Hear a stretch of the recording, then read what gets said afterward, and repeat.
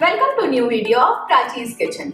काफी लोगों ने मुझसे काफी ढेर सारे बेकिंग के क्वेश्चंस पूछे और मैं सोची आज एक वीडियो बना देती हूँ जिसमें मैं आपको बताती हूँ कि क्या क्या टूल्स बेसिकली हमें यूज करना चाहिए फॉर बेकिंग। बेसिक टूल्स बताऊंगी मैं, ज्यादा हाई फाई नहीं बताऊंगी क्योंकि आपको सब कुछ खरीदने की जरूरत नहीं है टू डू द बेकिंग। तो जितनी चीजें आपको इनिशियली जरूरत होंगी बस उतनी ही चीजें आप परचेज करिए और अपने बेकिंग को स्टार्ट करिए। तो मैं आपको यहाँ पे टूल्स भी बताऊंगी और कुछ प्रोडक्ट्स भी बताऊंगी जो मैं यूज करती हूँ। हाँ, ये मत सोचिएगा कि मैं आपको कह रही हूँ आप वही प्रोडक्ट यूज करिए। आप अपने हिसाब से जो भी प्रोडक्ट्स आपको पसंद हो आप ले सकते हैं किसी भी ब्रांड का, लेकिन मैं आपको दिखला दूंगी ताकि आपको आइडिया मिल जाए कि आपको कौन से प्रोडक्ट्स यूज करने हैं और कौन से टूल्स परचेज करने हैं। तो चलिए फिर एक एक करके सारे टूल्स और प्रोडक्ट्स को देखते हैं। तो आइए देखते हैं कि बेकिंग के लिए हमें किन किन टूल्स का ज़रूरत होगा। तो सबसे पहले हम मेजरिंग टूल का बात करते हैं। मेजरिंग टूल बहुत इंपॉर्टेंट है बेकिंग के लिए या फिर किसी भी तरह के बेकिंग के लिए, चाहे आप केक बना रहे हो या कुकीज़ बना रहे हो या ब्रेड्स बना रहे हो, in any of the forms of baking आपको सबसे ज़्यादा ज़रूरी है कि आप मेजरमेंट कैसे करते हैं। तो बहुत तरीका है, या तो आप वेइंग मशीन यूज़ कर सकते हैं जो कि कुकिंग वेइंग मशीन होता है, ये काफ़ी यूज़फुल होता है। मार्केट में ये अराउंड 1000 to 2000 के प्राइस में मिल जाएगा आपको, तो ये आप ज़रूर से रखिए अपने पास, ये बहुत ही ज़्यादा यूज़फुल है।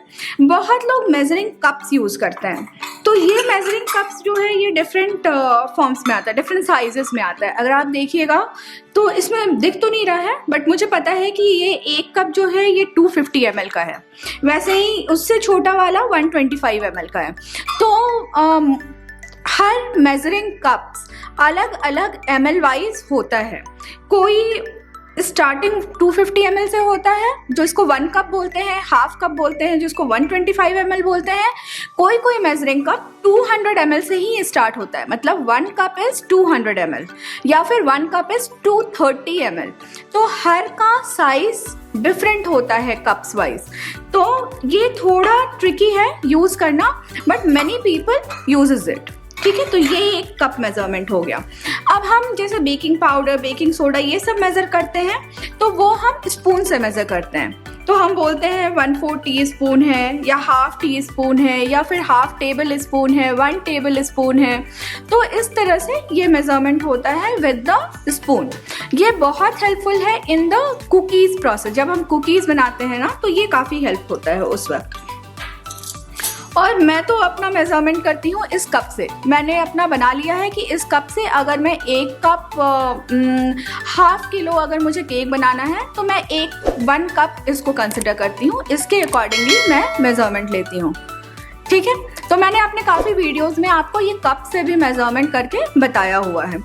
अब मैं आपको बताऊँगी कि माउल्ट्स कौन कौन सा हम यूज़ कर सकते हैं। तो माउल्ट्स तो बहुत सारे शेप्स एंड साइज़ के आते हैं, बहुत सारा वैरायटी है माउल्ट्स यूज़ करने का, बट जो सबसे ज़्यादा यूज़फुल होता है वो है ये एल्यूमिनियम माउल्ट।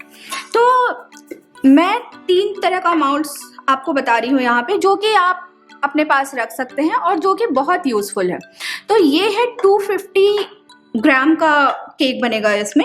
ये 4 इंच का माउल्ट है, इससे 250 ग्राम का केक बन जाता है। ये हमारा 6 इंच का माउल्ड है। मैं ऑलरेडी एक केक भी बेक करके रखी हुई हूँ, उसमें ही आपको दिखला रही हूँ।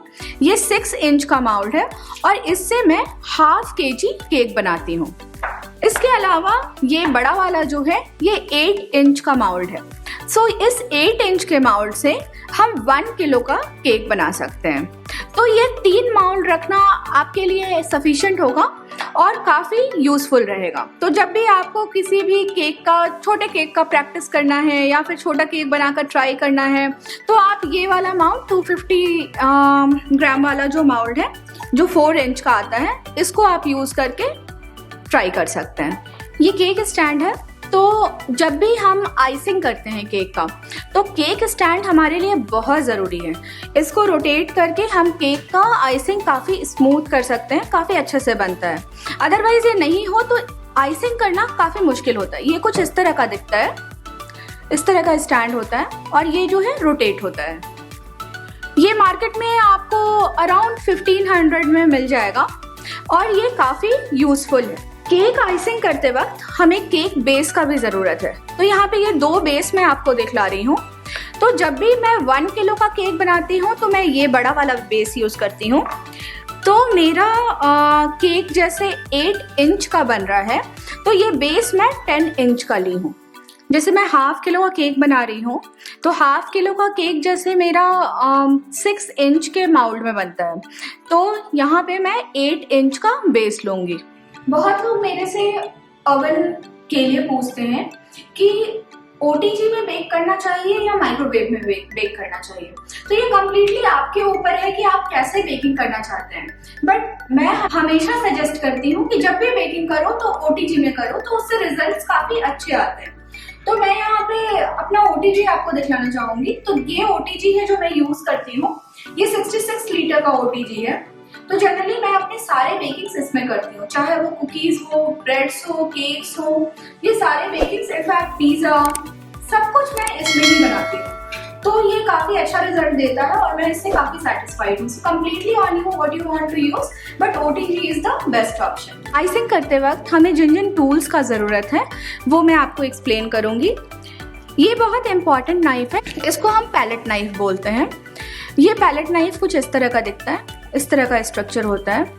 तो इससे व्हिपिंग क्रीम को लेवल करने के लिए और व्हिपिंग क्रीम को स्मूथन करने के लिए ये काफ़ी यूज़फुल होता है। इसके अलावा व्हिपिंग क्रीम को स्मूथन करने के लिए हम ये स्क्रैपर्स भी यूज़ कर सकते हैं। ये स्टील का स्क्रैपर है और ये सारे फाइबर्स वाले हैं। तो ये जिगजैग स्क्रैपर है जिसको साइड में आप डालोगे तो जिगजैग डिज़ाइन बन करके आता है व्हिपिंग क्रीम में। तो ये भी काफ़ी यूज़फुल होता है। इसको हम नेल ट्रे बोलते हैं। इससे बेसिकली हम फ्लावर्स बनाते हैं। सो केक के लिए जब भी हम 3D फ्लावर्स बनाने का सोचें आप, तो ये नेल ट्रे काफ़ी यूज़फुल होता है। ये कुछ इस तरह का दिखता है। मैं आपको ये भी नाइफ दिखला देती हूँ। ये नाइफ बेसिकली फॉन्डेंट के वक्त यूज़ होता है। जब हम फॉन्डेंट यूज़ करते हैं केक में, तो ये नाइफ फॉन्डेंट कट करने के लिए काफ़ी यूज़फुल होता है। तो मैं इसको काफ़ी यूज़ करती हूँ। This is very useful knife, so I wanted to show you this one. So this is mainly when you are using fondant. अब मैं आपको नॉजल्स दिखला देती हूँ। ये नॉजल का पूरा सेट है। तो इसमें अराउंड 48 पीसेस आते हैं और इसका प्राइस अराउंड 1500 था। सो इसमें काफ़ी नॉजल्स होते हैं, बट इतने ढेर सारे नॉजल्स का अगर आप केक बनाना स्टार्ट ही किए हैं और आप बेसिक केक मेकिंग प्रोसेस में हैं, तो इन सारे नॉजल्स का आपको ज़रूरत नहीं पड़ेगा। These many nozzles are not required initially। तो आप क्या कर सकते हैं, मैं आपको बहुत बेसिक नॉजल्स बताती हूँ। बेसिक नॉजल्स बता रही हूँ जो कि केक बनाते वक्त आपको हमेशा ही यूज़ आएंगे। ये एक नॉजल है, इसका नंबर 8 है। इस नॉजल को यूज़ करके, आई एम श्योर आपको डिज़ाइन दिख रहा होगा इस नॉजल का कि ये कैसा दिखता है। इस नॉजल को यूज़ करके हम काफ़ी ढेर सारे डिज़ाइंस बना सकते हैं। Basically rose flowers and all जो बनते हैं वो इस नॉजल को यूज़ करके बनते हैं। ये लीफ नॉजल बोलते हैं। ये कुछ इस तरह का दिखता है, इस तरह का डिज़ाइन होता है। नॉजल नंबर ये 17 है। तो ये लीव्स बनाने के लिए यूज़ होता है। ये नॉजल भी आपको काफ़ी यूज़ आएगा। ये नॉजल है जब केक में आपको स्वेल डिज़ाइन बनाना है, साइड में बॉर्डर्स देना है शीप डिज़ाइन का, तो ये सब के वक्त ये नॉजल यूज़ आता है। इस नॉजल का नंबर है 46। ये नॉजल नंबर 14 है। ये भी स्वेल डिज़ाइन बनाने के लिए, बॉर्डर्स बनाने के लिए, फ्लावर शेप डायरेक्टली देने के लिए ये नॉजल यूज़फुल है। ये नॉजल नंबर 13 है। ये जो मैं आपको बड़ा वाला नॉजल दिखलाई थी, ये उसका ही छोटा फॉर्म है। सो इससे बड़े रोजेस बनते हैं, काफ़ी बड़े रोजेस बनकर निकलते हैं और इससे छोटे रोजेस बनेंगे। जब हमें 3D फ्लावर्स बनाना है, बेसिकली इस नेल ट्रे को यूज़ हम तब करते हैं जब हमें 3D फ्लावर्स बनाना है, उस वक्त ये नॉजल यूज़ होगा। This is for making rose. This is nozzle number 44। And when you have to write something on cake, कोई मैसेज लिखना है तो ये नॉजल नंबर 1 यूज़ करके आप मैसेज लिख सकते हैं। दिस इज़ कोन। इस कोन में ही आपको नॉजल को डालना है, व्हिपिंग क्रीम डालना है और फिर डिज़ाइंस बनाना है। तो ये कोन आपके पास होना चाहिए। बहुत लोग मेरे से पूछते हैं कि केक जेल और न्यूट्रल जेल में क्या डिफरेंस है और ये दोनों दिखता कैसा है। तो मैं आज आपको बताऊंगी केक जेल और न्यूट्रल जेल कैसा दिखता है और ये डिफरेंस क्या है दोनों में। तो दिस इज न्यूट्रल जेल, जिसको ग्लेज जेल भी बोलते हैं, ग्लेज जेल।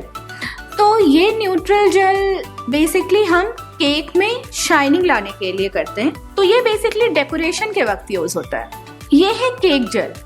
जब हम केक का बैटर बनाते हैं तो हम इसको यूज करते हैं, केक जेल को। ये थोड़े क्वांटिटी में डाला जाता है और इससे केक फ्लफी बनता है। केक में सॉफ्टनेस देने के लिए हमें केक जेल यूज करना होता है।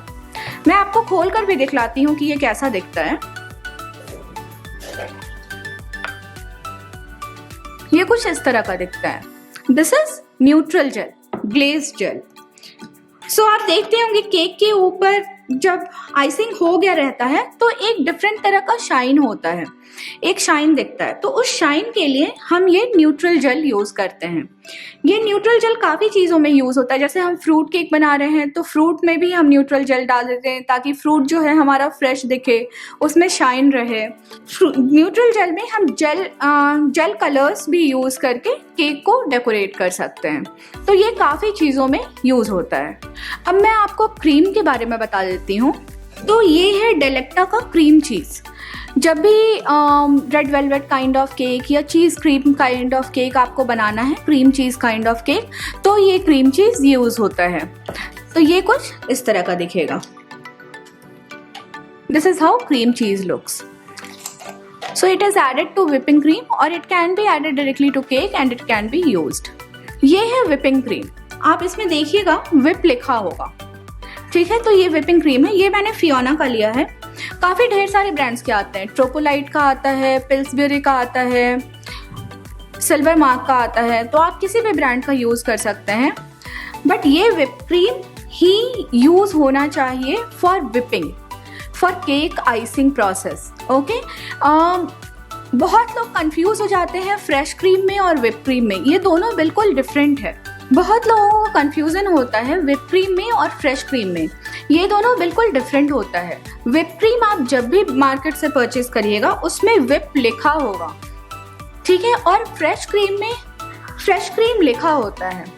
इससे आपका विपिंग क्रीम नहीं बनेगा। इसमें फैट कंटेंट होता है जो कि 25% अराउंड होता है। तो ये डेयरी प्रोडक्ट है, इससे विपिंग क्रीम नहीं बन सकता है। तो विपिंग क्रीम बनाने के लिए हमेशा आपको विप लिखा हुआ ही क्रीम लेना है और यूज करना है। ये वनीला एसेंस है। तो वनीला एसेंस भी काफ़ी तरह का आता है। स्ट्रॉन्ग एसेंस आता है, मीडियम एसेंस आता है, लाइट एसेंस आता है। तो डिपेंड करता है कि आप किस तरह का एसेंस यूज़ कर रहे हैं। मैं केक में ज़्यादा एसेंस डालना पसंद नहीं करती हूँ, इसलिए मैं बहुत लाइट एसेंस लेती हूँ। केक में जनरली जेल कलर्स यूज़ करना यूज़फुल है। बहुत तरह के कलर्स भी आते हैं, वाटर कलर्स भी आते हैं, पेस्ट के फॉर्म में भी आता है, पाउडर के फॉर्म में भी आता है। तो डिपेंड करता है कि आप किससे कंफर्टेबल हैं। But gel colour is actually very useful. मैं यहाँ पे पैपेलॉन का जेल कलर यूज करती हूँ, पैपेलॉन ब्रांड का। मेरा एक्सपीरियंस काफ़ी अच्छा रहा है जेल कलर्स के साथ। बट कम्प्लीटली डिपेंड्स कि आप कौन सा कलर यूज करना चाहते हैं। But gel colour is actually very useful both in whipping cream as well as in fondant. Fondant में जनरली वाटर कलर्स या फिर पेस्ट कलर्स यूज नहीं करते हैं। तो जेल कलर्स काफ़ी यूजफुल होता है वहाँ पे। आई होप आपको मेरा वीडियो अच्छा लगा है और आपको ये वीडियो काफ़ी इंफॉर्मेशन भी दिया होगा। तो अगर आपको ये वीडियो पसंद आया तो आप लाइक बटन पे क्लिक कर दीजिए, इस चैनल को सब्सक्राइब कर दीजिए, बेल आइकन पे क्लिक करिए ताकि आपको आगे के वीडियोस के नोटिफिकेशंस मिलते रहें। Thank you for watching this video. I will see you in my next video.